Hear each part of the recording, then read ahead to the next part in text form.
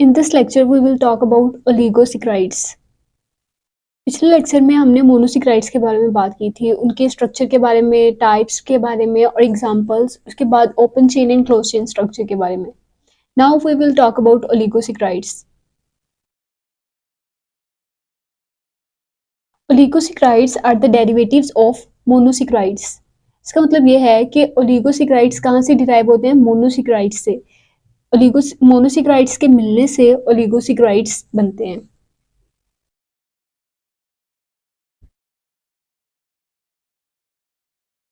They contain 2 to 10 saccharide units. इसका मतलब ये है कि ओलिगोसेक्राइड्स में 2 से लेकर 10 तक मोनोसेक्राइड यूनिट जब आपस में मिलेंगे तो उनसे ओलिगोसेक्राइड्स बनते हैं.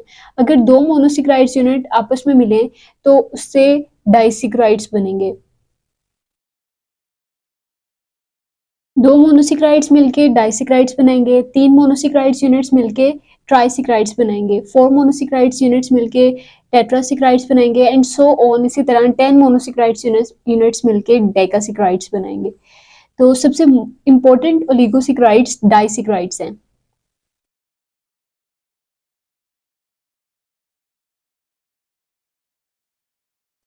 Let's move on to the properties of oligosaccharides. Oligosaccharides are basically contain 2 to 10 units of monosaccharides. They are less soluble in water. Less soluble water में इसलिए हैं क्योंकि as compared to monosaccharides इनका size और molecular weight ज़्यादा होता है. That is why they are less soluble in water. Less sweet in taste. Next point is hydrolysis. Hydrolysis is the breakdown of a large molecule into its components on addition of water. Water के add करने से अगर कोई large molecule अपने small molecules में change होता है, that is called hydrolysis.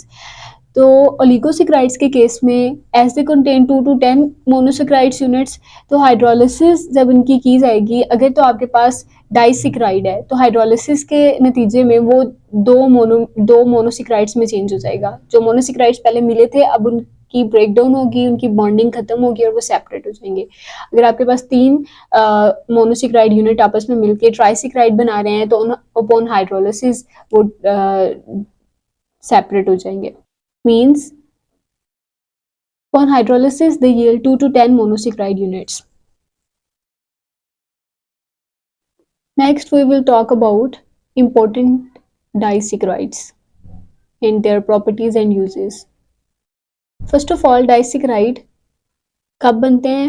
When 2 monosaccharide units combine together.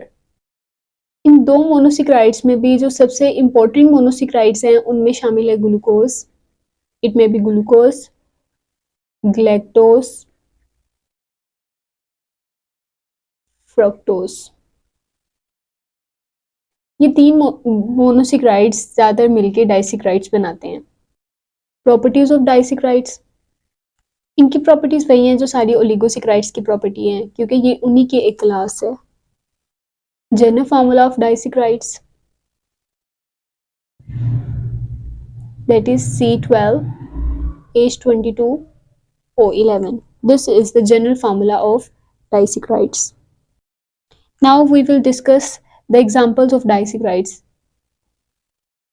We have many important disaccharides including sucrose, maltose,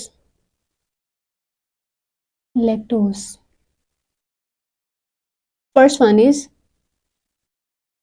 sucrose. First of all, we will talk about the structure of the sucrose. Sucrose की formation कैसे होती है? Sucrose glucose और fructose की combination से बनता है. As you can see the figure, sucrose is formed by the combination of alpha glucose and beta fructose. Alpha glucose और बीटा फ्रक्टोज के मिलने से सुक्रोज बनता है. अल्फा ग्लूकोज के कार्बन नंबर 1 पे मौजूद hydroxyl group and beta glucose के हाइड्रोक्सिल ग्रुप का हाइड्रोजन ये एक दूसरे के साथ अटैच होकर वाटर की फॉर्मेशन करते हैं and this oxygen acts as a bridge between alpha glucose and beta fructose. और बॉन्ड बनता है इनके दरमियान, that is glycosidic bond. So it is a combination of alpha glucose and beta fructose. It contains alpha 1,2 glycosidic linkage. 1,2 से मुराद है ये linkage है carbon number 1 of alpha glucose in carbon number 2 of beta fructose के दरमियान. Properties of sucrose. It is also called cane sugar. Commonly sucrose को cane sugar कहा जाता है क्योंकि ये शुगर केन से डिराइव की जाती है. It is naturally present in sugar cane. इसका सोर्स क्या है? Natural source sugar cane. General formula C12H22O11. It is also called transport disaccharide. In case of plants, energy is formed in the form of glucose. फिर उसी energy को glucose को convert किया जाता है सिक्रोज में. सिक्रोज उस एनर्जी को कैरी करती है स्टोरेज ऑर्गन्स की तरफ, और स्टोरेज ऑर्गन्स में उसी एनर्जी को सिक्रोज से कन्वर्ट किया जाता है स्टार्च में, वहां पे स्टोर किया जाता है. सिक्रोज की फॉर्म में एनर्जी की ट्रांसपोर्टेशन इसलिए इजी है, एफिशिएंट है, because it is soluble in water. It is also used as artificial sweetener in bakery products, etc. The next important disaccharide is maltose. Maltose is formed by the combination of two alpha glucoses. जिस तरह sucrose glucose और fructose की combination से बनता है इसलिए उसको disaccharide कहा जाता है, इसी तरह माल्टोस भी एक डाइसेक्राइड है and it is formed by the combination of two alpha glucoses. This figure shows the formation of maltose from alpha glucoses. In this case, hydroxyl group attached with the carbon number 1 of alpha glucose reacts with hydrogen of the hydroxyl group of carbon number 4 of the second alpha glucose. और ये दोनों hydroxyl group and hydrogen group ये दोनों combine होकर water की formation करते हैं and this oxygen acts as a bridge between these two carbons and a glycosidic bond is formed between two alpha glucoses, hence maltose is formed. Properties of maltose. alpha glucoses इसमें मौजूद होती हैं 1,4 alpha 1,4 glycosidic linkage होती है because यहाँ पे जो bond बन रहा है that is between carbon number 1 of 1 alpha glucose and carbon number 4 of the other alpha glucose. Therefore, it is called 1,4 glycosidic linkage. It is also called malt sugar. It is an intermediate disaccharide produced during the breakdown of starch and glycogen. Starch और glycogen की जब breakdown की जाती है उनको simple sugar में convert करने के लिए, तो स्टार्च और ग्लाइकोजन पहले कन्वर्ट होते हैं माल्टोस में. स्टार्च के ऊपर एक एंजाइम एक्ट करता है दैट इज अमाइलेज और उसको कन्वर्ट कर देता है माल्टोस पे. माल्टोस के ऊपर another enzyme that is called maltase act करता है और उसको कन्वर्ट कर देता है simpler sugars that are glucoses. We have starch is converted into maltose and then maltose is further converted into glucose.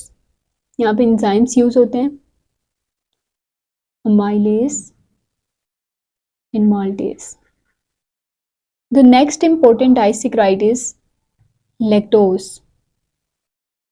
Lactose is formed by the combination of glucose and galactose. Galactose भी basically glucose का ही एक isomer है. They have same molecular formula. This figure shows the formation of lactose from beta glucose and beta galactose. Hydroxyl group from carbon number 1 of the beta galactose reacts with hydrogen of the carbon number 4 of the beta glucose. Hydroxyl group और hydrogen group ये मिलके water की formation करते हैं and this oxygen acts as a bridge between these two carbons, carbon number 1 of beta galactose and carbon number 4 of the beta glucose. Therefore, a linkage is formed and a glycosidic bond is formed that is called beta 1,4 glycosidic linkage. Properties of lactose formed by the combination of beta galactose and beta glucose contain beta 1,4 glycosidic linkage. It is also called milk sugar because the natural source of lactose is milk. At the end, we have two types of sugars, reducing sugars and non-reducing sugars.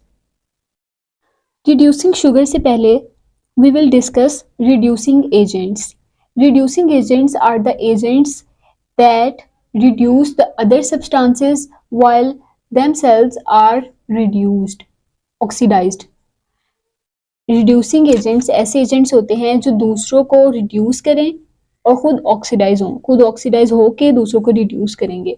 Reducing sugars का भी concept same है. Reducing sugars are the sugars that reduce the other substances while themselves they are oxidized. Monosaccharides and disaccharides are reducing sugars except sucrose. Sucrose is included into non-reducing sugars. Sucrose and other polysaccharides are non-reducing sugars. Thank you.